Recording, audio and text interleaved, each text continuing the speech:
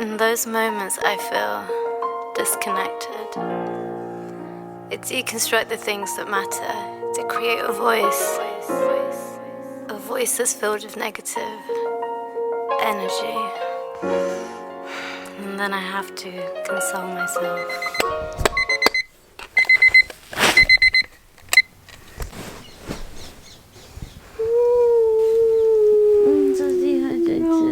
Hey guys, my mum just woke me up. She asked if I'm gonna get up today.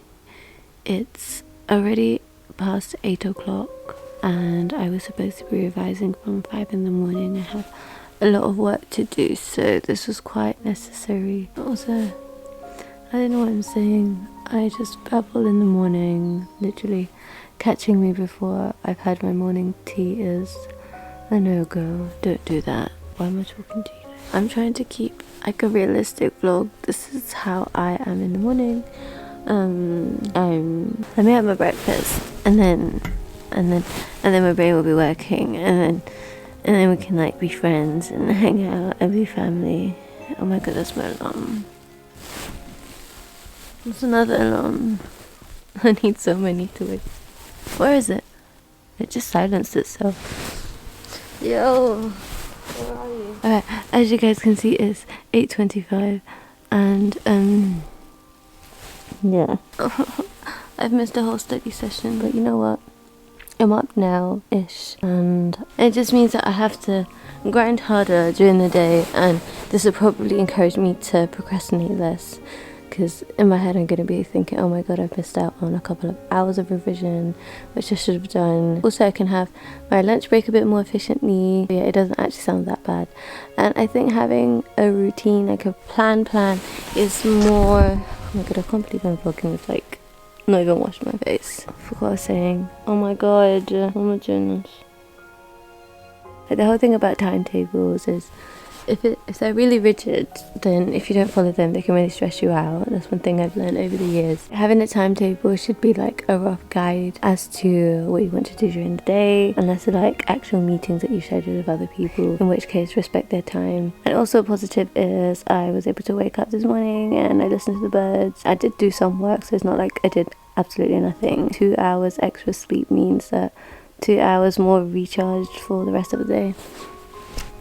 Oh, also, I probably needed that 2 hours because I went to bed quite late last night. I really wanted to finish off this past paper which I was doing. It took me like the whole of yesterday to get through, and obviously that's not okay. So yeah, I'm gonna put this camera away. I'm gonna go and like actually fix up my face and my breath and have breakfast. You guys can join me for that, and then we'll see how I get on for the rest of the day. Good morning. I know some of you guys also be out here snoozing through all of your alarms and just sleeping. So if you're one of those people, do you want to make me feel a bit better? Leave a comment below. Comment alarm. Also, can we just take the time out to appreciate this friend of mine who sent me who's written all of this out. And this is what happens when you're addicted to tea and you need to revise and you're too ambitious about carrying too many things at once. Oh, Jill. Look. Hey everyone, grab your tea and relax. I'm fully aware that my intro this morning was quite a flop, and therefore let's just have another go at reintroducing this vlog properly. Today marks 4 days before my final medical school exams ever, I hope, and I feel that the anxiety is kind of beginning to build up. One of the things that didn't help is I woke up this morning thinking it was Monday. It's actually Sunday, so in my head I'm like, oh my god, I'm supposed to be receiving an email from my university. No one said anything, there's nothing new on my mailbox. What's going on? Also, as you guys know from early in this vlog, I woke up this morning and I fell asleep again. That didn't help. Additionally, I was looking over my notes this morning and there's still so much to go through and my pace just isn't picking up. So that was kind of stressing me out. However, the important thing is stress does not help in such a situation. I know that stress is going to make me even more unproductive, and therefore I need to just take a break, for like a couple of minutes, 15 minutes, half an hour, whatever it takes for me to calm down, to train my mind, to remind myself and fully accept and let it sink in that I'm going to be relaxed and that's going to make me more productive. The alternative is to stay stressed and be stressing out the whole day, and I probably wouldn't even realize I've been unproductive the whole day. The tea I've got right. It's happening to my voice. You can tell that I'm stressed out. I can feel my armpits kind of sweating. The tea I'm drinking right now is a fruit tea. It's decaffeinated, which means that it's not going to add to my stress levels at all. Instead, what I'm hoping it will do is calm me down. I could have gone for something that has chamomile, but that's going to make me borderline sleepy, and I don't want that because I've slept enough today. Guys, learn from me. Stress is something that can make you a bit more productive initially, but if there's too much of it, then it can actually make you more unproductive. I'll insert a graph somewhere here. I'm gonna lie down on the bed because I know that's gonna make me feel less stressed. I don't know how much it would help camera stuff. Okay, so back in the days, oh, my kidney really hurts. I think I must have pulled a muscle or something when I slept because my loin area really hurts in certain positions. That's weird. Anyway, I don't have time to faff around with regards to that. Back in the days, I used to thrive off stress.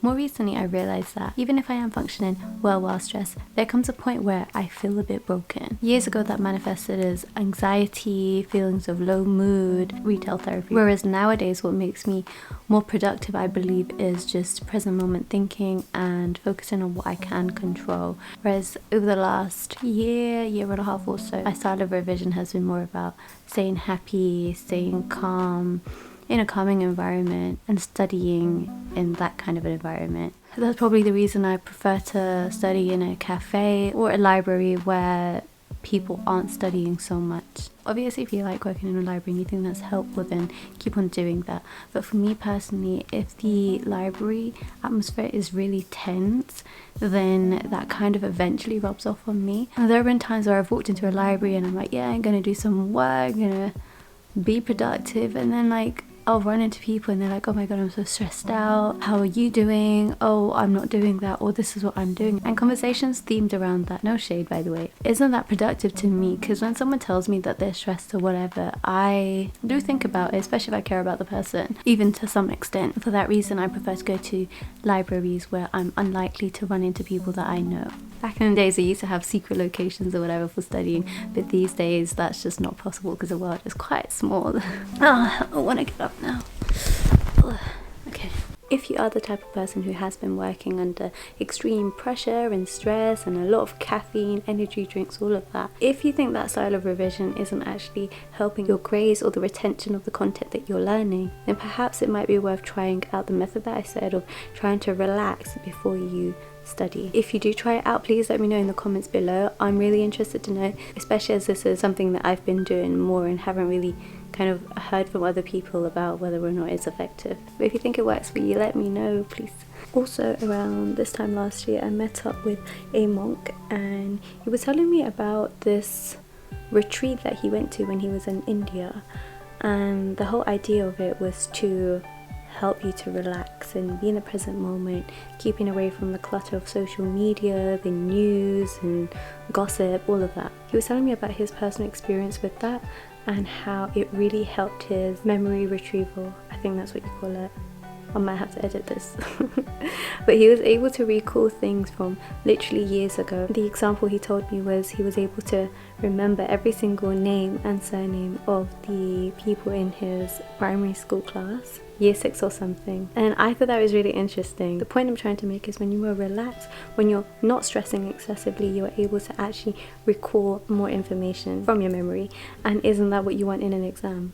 This doesn't even This doesn't even just apply to revision, it also replies, I'm saying replies, I'm nervous, maybe, I don't know. This doesn't even just apply to, you know what it is, when I'm seeing myself on Viewfinder, it's unhelpful, so I'm just going to turn my own face away. Now I can't see my face, now I can just see the blank screen. This is a lot better. This doesn't only apply to revision, I think it applies to your exam as well. So I've spoken to a lot of people and before exams and they're like, I'm so stressed, and I'm like, why are you stressing? Just grab a tea and relax. Take a deep breath in and exhale. Inhale, exhale, inhale, exhale, exhale, exhale. Okay, that's so bad. I need some booze. So yeah, if you guys think it would be useful for me to make a video for you guys about how I stay calm under pressure and in exam situations, then let me know that and I can add it to my list of videos that I have planned for you guys. Like, I'm telling you guys, this is a real life vlog. This isn't just like, hey, this is the glam part of my life, which doesn't even really exist right now, but I'm going to the toilet, okay? Hashtag IBS. Anyone wondering how Pimple T is doing, this is how he is today. As you can see, his wife is here, he's had some babies, but overall he is feeling a bit calmer, which is a good thing. And now I'm gonna go. Oh my god guys, look what just happened. Oh my god. It was pretty cool, to be honest. But today is not my day when it comes to tea. Also, for anyone wondering where my glasses are in this video, I don't know. I can't find them because I can't see anything.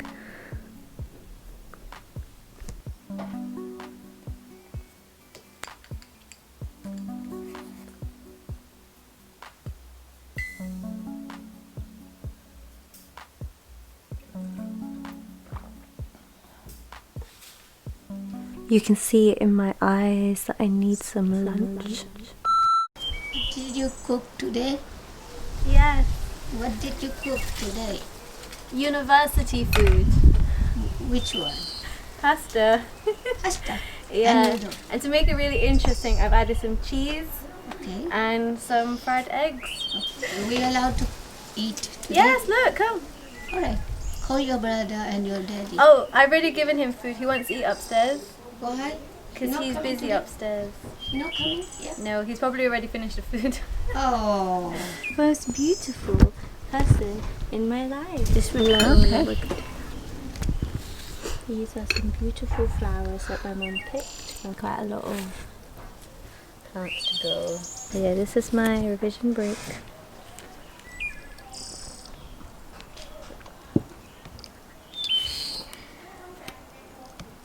Bismillah.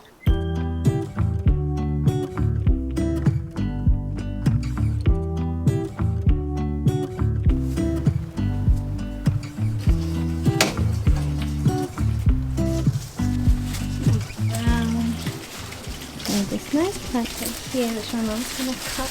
Wait, that is okay. Whoa, yay, hooray! Cha cha cha cha cha. Cha cha. Enough gardening. Oh, by the way, guys, I found my glasses. It was in the kitchen. Surprise, surprise.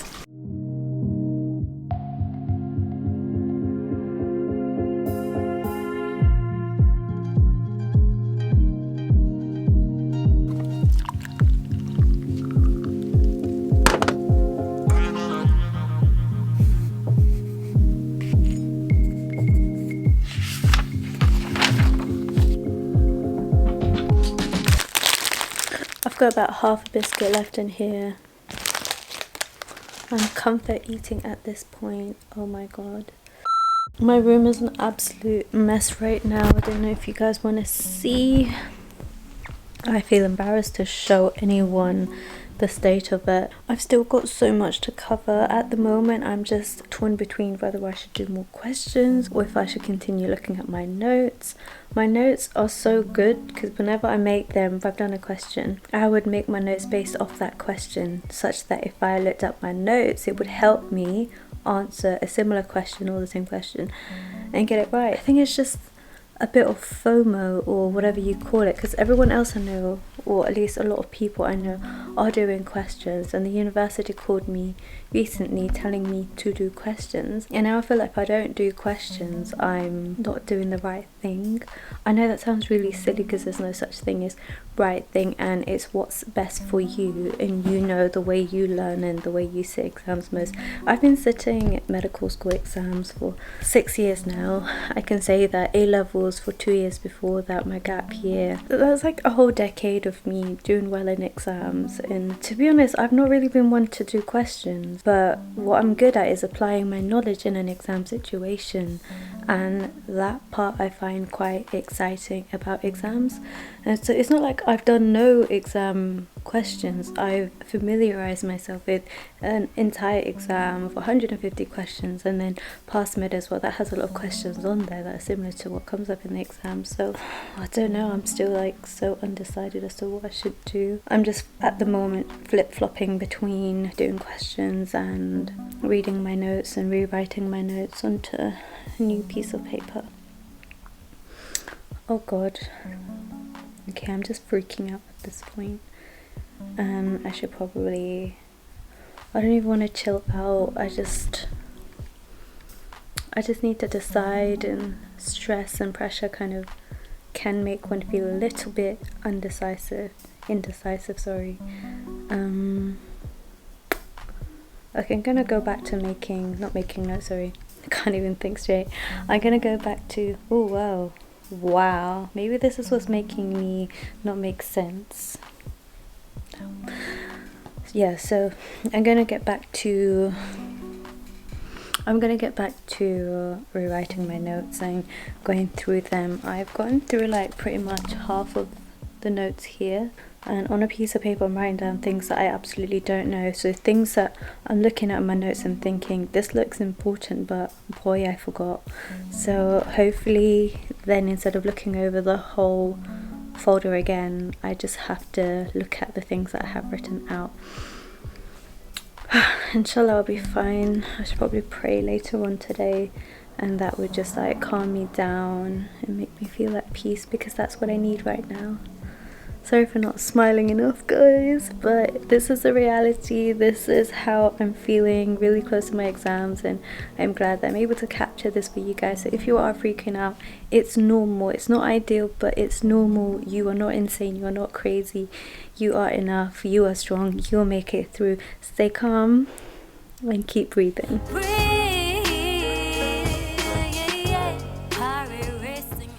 Oh my god, I've just clocked what this book stand looks like from the back.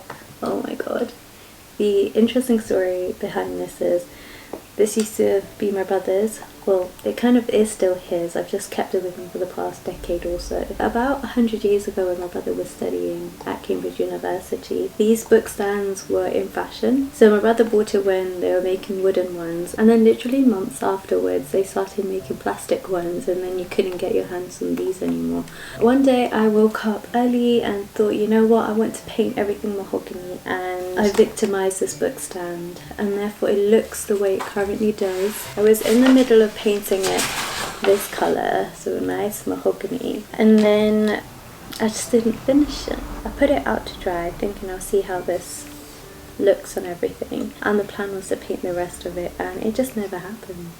It's quite shameful but it is what it is. If any of you Cambridge lot have a book stand like this that isn't messed up in this way, then please let me know.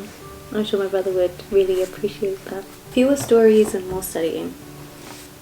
One thing I wanted to say to you guys is keep hydrated, please, please, please.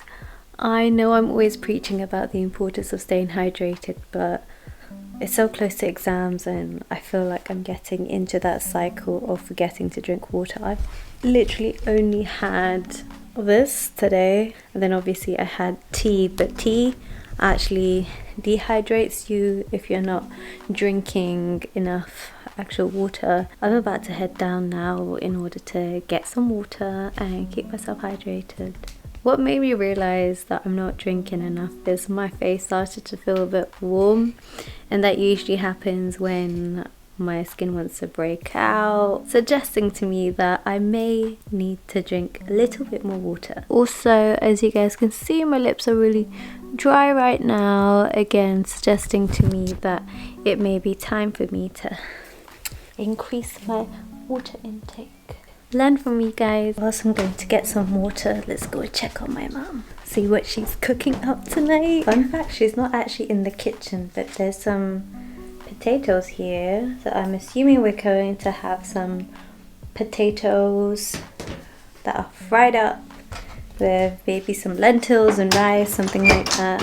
Something simple and yummy.